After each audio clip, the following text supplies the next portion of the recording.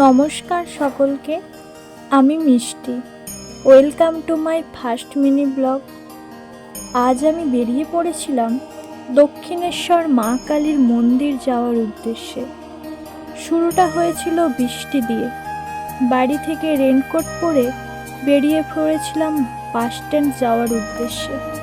তারপর চলে যাই আরামবাগে গিয়ে কিছুক্ষণ বাস স্ট্যান্ডে বসে অপেক্ষা করতে থাকি বাড়ির সকলের জন্য।